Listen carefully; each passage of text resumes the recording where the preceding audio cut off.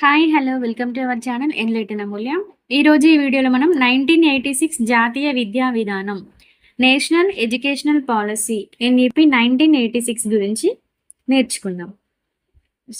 నూతన విద్యా విధానం కోసం ఆనాటి ప్రధానమంత్రి రాజీవ్ గాంధీ 1985 జనవరి 5న పార్లమెంట్‌లో ప్రసంగిస్తూ మన విద్యా విధానం 21వ శతాబ్దపు సవాళ్లను ఎదుర్కొనేటట్లు ఉండాలని పేర్కొన్నాడు.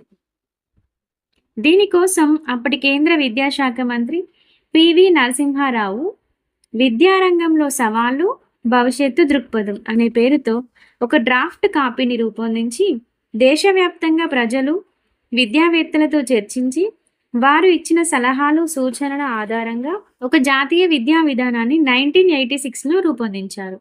ఇది 1986 ఏప్రిల్ 20న పార్లమెంట్ ఆమోదం పొందినది. ఓకేనా? అంటే 1986 జాతీయ విద్యా విధానాన్ని రూపొందించిన ప్రధాని ఎవరు అంటే రాజీవ్ గాంధీ. అప్పటి విద్యాశాఖ మంత్రి పివి నరసింహారావు. ఇప్పుడు ప్రధాని ఏం చేసిండు? ఇప్పుడు విద్యా విధానం ఏదైతే ఉందో ఇప్పుడు మనం ఒక కొత్త విద్యా విధానాన్ని రూపొందించాలి. అది ఎలా ఉండాలంటే 21వ శతాబ్దపు సవాళ్ళను ఎదుర్కొనేటట్లు ఉండాలి. అంటే రోజు రోజు ఏమైతుంది, టెక్నాలజీ అనేది మారిపోతుంది. అంటే వచ్చే భవిష్యత్తులో ఎటువంటి సవాళ్ళొస్తాయో వాటిని ఎదుర్కొనేలాగా మన విద్యా విధానం ఉండాలి అని కొత్త ఎడ్యుకేషనల్ పాలిసీని రూపొందిద్దామని అప్పటి ప్రధాని రాజీవ్ గాంధీ అయితే అనడం జరిగింది. అప్పుడు రాజీవ్ గాంధీ ప్రభుత్వంలో విద్యాశాఖ మంత్రి ఎవరు ఉన్నారంటే పివి నరసింహారావు ఉన్నాడు. అప్పుడు ఆ విద్యాశాఖ మంత్రి పివి నరసింహారావు ఏం చేశాడంటే విద్యారంగంలో సవాళ్ళు భవిష్యత్తు దృక్పథం అనే పేరుతోని ఒక డ్రాఫ్ట్ కమిటీని రూపొందించారు. అది 1986 ఏప్రిల్ 20న ఆమోదం పొందినది. ఈ 1986 ఎన్ఈపీలో మొత్తం 10 మౌలిక సూత్రాలు ఉన్నాయి, గుర్తుంచుకోండి. ఫస్ట్ వన్, భారత స్వాతంత్రోద్యమ చరిత్ర.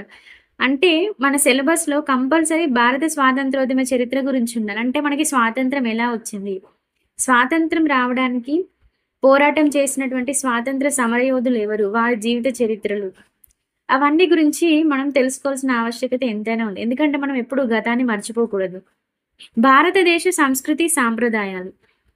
మన భారతదేశ సంస్కృతి ఏంటి? భిన్నత్వంలో ఏకత్వం. అంటే వివిధ రకాల మతాలు, కులాలు అన్నీ ఉన్నప్పటికీ మనందరం భారతీయులం అనే సంస్కృతి సాంప్రదాయాలు మన దేశంలో ఉన్నాయి. సో వాటన్నింటి గురించి కూడా తెలుసుకోవాలి.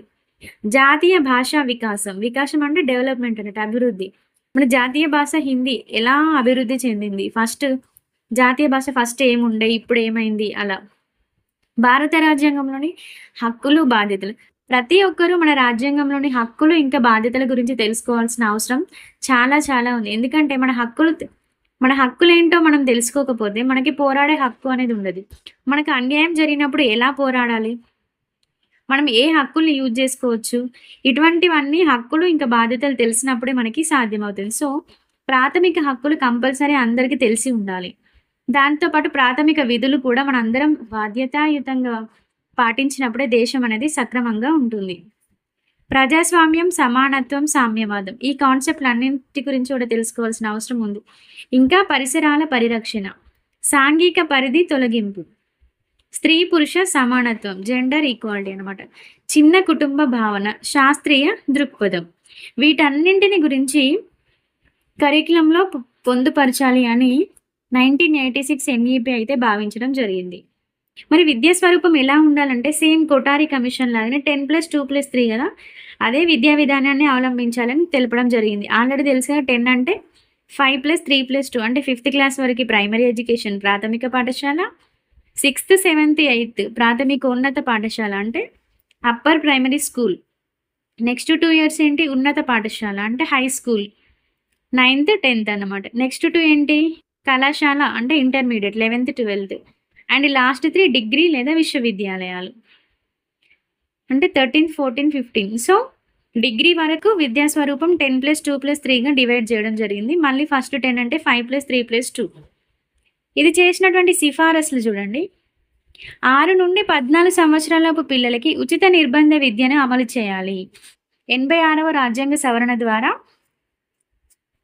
6 నుండి 14 సంవత్సరాలలోపు పిల్లలకి ఉచిత నిర్బంధ విద్యను అమలు చేయాలని 21A చేయడం జరిగింది.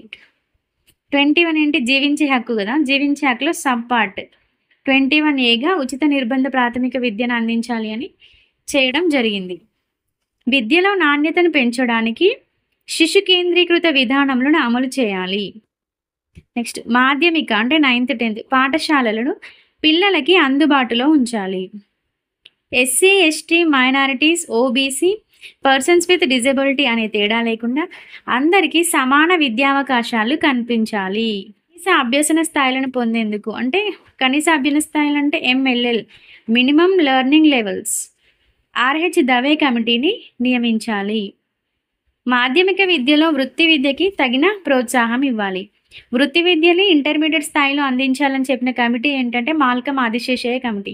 ఇక్కడ ఏం చెప్తుంది 1986 NEPలో మాధ్యమిక విద్యలోనే అంటే మాధ్యమిక విద్య అంటే ఏంటిది ఇక్కడ 9th 10th కదా, ఈ టైంలోనే పిల్లలకి వృత్తి విద్యకి తగిన ప్రోత్సాహం ఇవ్వాలి అని తెలియజేసినటువంటి NEP ఏంటి అంటే 1986 జాతీయ విద్యా విధానం.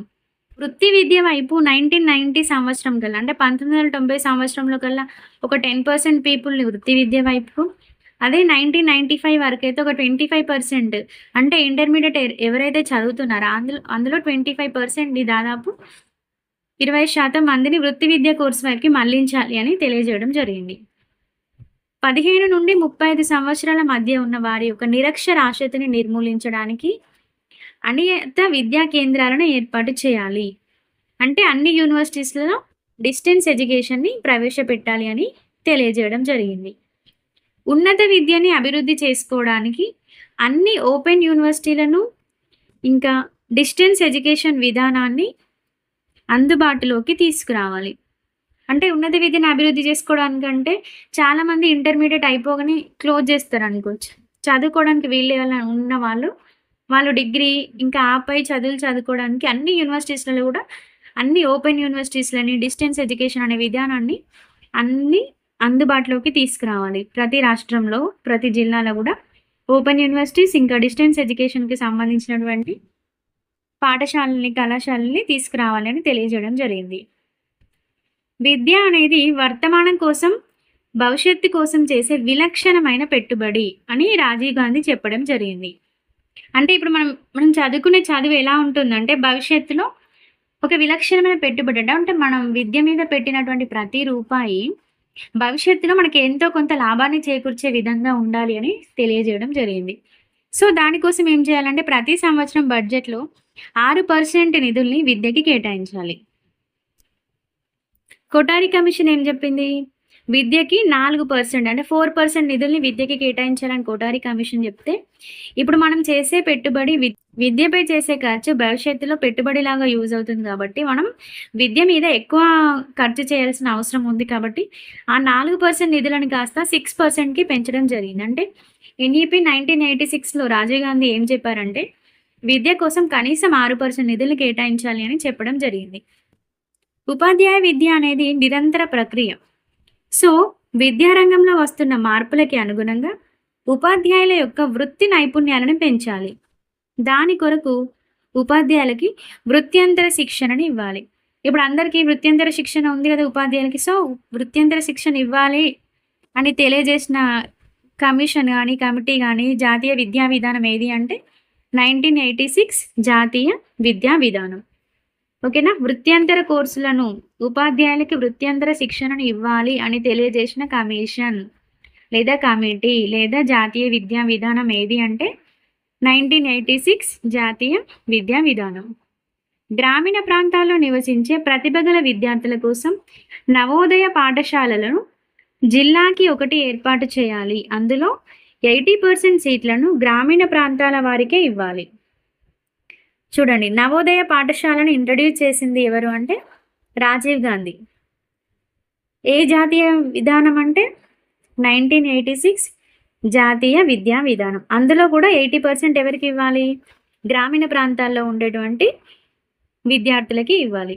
వికలాంగ విద్యార్థులకు ఇన్క్లూజివ్ ఎడ్యుకేషన్ అమలు పరచాలి. ప్రతి జిల్లా కేంద్రంలో డైట్లను ఏర్పాటు చేయాలి. విద్యార్థుల్ని CCE చేయాలంటే కంటిన్యూస్ కాంప్రహెన్షన్ ఎవాల్యుయేషన్, నిరంతర సమగ్ర మూల్యాంకనం. అంటే వాళ్ళు ఎప్పటికీ మూల్యాంకనం చేస్తూ ఉండాలి. ఉద్యోగాలకి డిగ్రీలకి మధ్య ఉన్న సంబంధం ఎంప్లాయ్మెంట్ బ్యూరోని తొలగించి నేషనల్ లెవెల్ టెస్ట్ సిరీస్ని ఏర్పాటు చేసి ఉద్యోగాలు కల్పించాలి. అంటే అంతకుముందు మనం ఏం చేస్తుండే, డిగ్రీ కంప్లీట్ కాగానే ఎంప్లాయ్మెంట్ ఎక్స్చేంజ్ అని, ఎంప్లాయ్మెంట్ బోర్డు, అందరికీ ఎంప్లాయ్మెంట్ కార్డ్ ఉంటుంది కదా, అది ఎంప్లాయ్మెంట్ ఆఫీస్లో మనం రిజిస్టర్ చేసుకుంటే ఏమైనా వేకెన్సీస్ కానీ అట్లా ఉన్నప్పుడు అందులో రిజిస్టర్ చేసుకున్న వాళ్ళకి పిలిచి ఉద్యోగాలు ఇస్తుండే. సో అలా అని కాకుండా ఒక నేషనల్ లెవెల్ టెస్ట్ సిరీస్ని కండక్ట్ చేసి ఎవరైతే మెరిట్లో వస్తారో, ఎవరికైతే ప్రతిభను కనబరుస్తారో వాళ్ళకే ఉద్యోగాలు ఇవ్వాలి అని చెప్పిన కమిషన్ కానీ జాతీయ విద్యా విధానం ఏది అంటే 1986 జాతీయ విద్యా విధానం. ఒక భాష నుండి మరొక భాషలోకి పుస్తకాలను ట్రాన్స్లేట్ చేయాలి. నెక్స్ట్, ఐఏఎస్ ఐపీఎస్ లాగానే ఐఈఎస్ అంటే ఇండియన్ ఎడ్యుకేషనల్ సర్వీస్ని ప్రారంభించాలి.